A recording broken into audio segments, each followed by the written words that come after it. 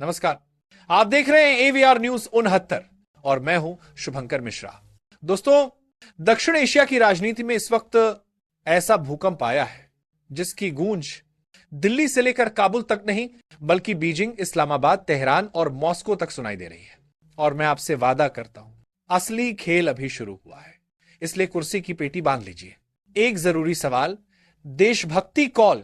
लेकिन आगे बढ़ने से पहले एक बात, जब भी भारत की आन बान शान की बात आती है, तिरंगे की गरिमा की बात आती है, कुछ लोग लाइक नहीं करते, सब्सक्राइब नहीं करते और भारत माता की जय लिखने से भी कतराते हैं।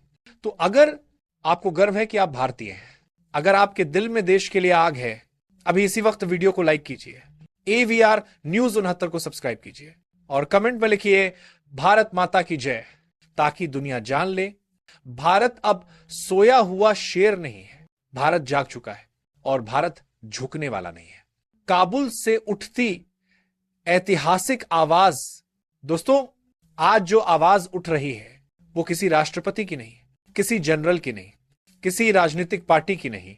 ये आवाज है अफगानिस्तान की सड़कों पर खड़े उस आम इंसान की जो दशकों से जंग, भूख और डर में जी रहा है। काबुल, हेरत, कंधार, गजनी, खोस्त, हर शहर से एक ही आवाज गूंज रही है। हमें तालिबान का अंधकार नहीं चाहिए, हमें भारत की स्थिरता चाहिए, हमें भारत जैसा भविष्य चाहिए। यह आंदोलन किसका है? यह आंदोलन किसी नेता का नहीं, किसी पार्टी का नहीं, यह विद्रोह है उस टूटी हुई उम्मीद का जो अब भारत को एक सुरक्षित, मजबूत और समृद्ध रास्ते के रूप में देख रही है। छात्र, बुद्धिजीवी, युवा, बुजुर्ग, महिलाएं, दुकानदार, सब एक सुर में बोल रहे हैं। हेरात की महिलाएं, भारत का सपना। हेरात की सड़कों पर जब महिलाएं शिक्षा, बराबरी, आजादी की मांग करते हुए निकलती हैं और भारत के लोकतंत्र को अपना आदर्श बताती हैं, तो साफ हो जाता है यह लड़ाई अब रोटी से आगे बढ़ चुकी है। यह लड़ाई पहचान की बन चुकी है। इतिहास बोल रहा है। अफगानिस्तान के बुजुर्ग याद दिलाते हैं, भारत से रिश्ता आज का नहीं है। गांधार, बामियान, पुराना काबुल, आज भी वहां बुद्ध की मूर्तियां, संस्कृत के शिलालेख इतिहास की सांस लेते हैं। सम्राट अशोक का धर्मचक्र, राजा कनिष्क, शेरशाह सूरी और टैगोर का काबुली वाला, यह रिश्ता सीमाओं का नहीं, दिलों का है। तालिबान के भीतर बदलाव, अब एक चौंकाने वाला मोड़। तालिबान की नई पीढ़ी जो कभी भारत को दुश्मन मानती थी, अब सहयोग की भाषा बोल रही है। कुछ स्थानीय तालिबान नेता खुले तौर पर प्रधानमंत्री नरेंद्र मोदी के नेतृत्व और भारत की स्थिरता की तारीफ कर रहे हैं। वे मान रहे हैं शिक्षा, स्वास्थ्य, विकास, भारत अफगानिस्तान को नई दिशा दे सकता है। सड़कों पर जनता का मूड साफ, लेकिन असली तस्वीर सड़कों पर है। हेरात की लड़कियां कैमरे पर कहती हैं, हमें भारत जैसा जीवन चाहिए, पढ़ाई चाहिए, रोजगार चाहिए, आजादी चाहिए। कंधार की मस्जिदों के बाहर बुजुर्ग समझाते हैं, भारत से रिश्ता धर्म से नहीं, संस्कृति और भरोसे से है। तिरंगे जैसे रंगों वाले झंडे तालिबान को चेतावनी दे रहे हैं। जनता अब खामोश नहीं रहेगी। अगर यह हकीकत बनता है तो, अगर बहुत बड़ा है, अफगानिस्तान भारत के करीब आता है या किसी रूप में जुड़ता है, तो नतीजे भूकंपीय होंगे।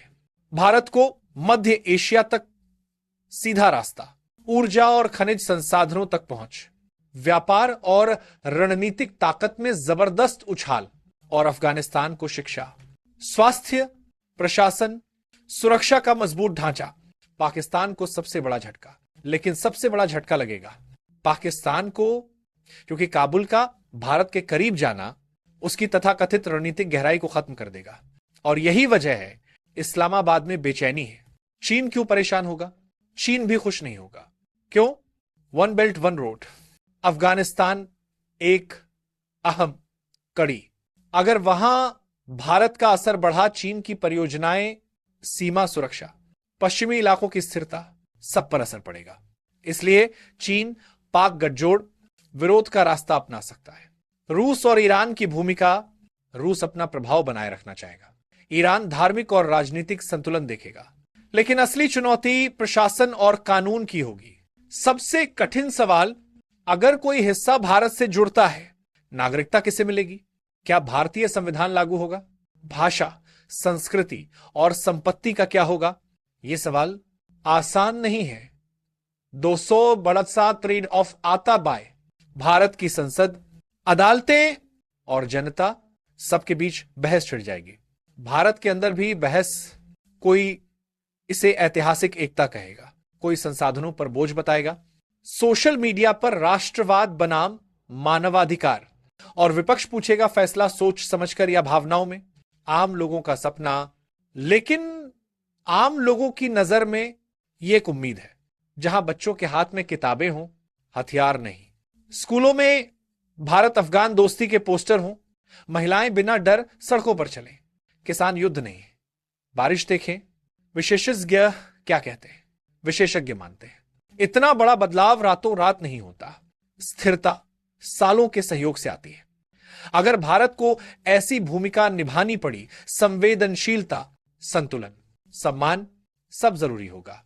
यह कल्पना इसलिए जरूरी है क्योंकि यह बताती है सीमाएं सिर्फ नक्शे की लकीरें नहीं, वे इतिहास, संस्कृति और सपनों का मेल है।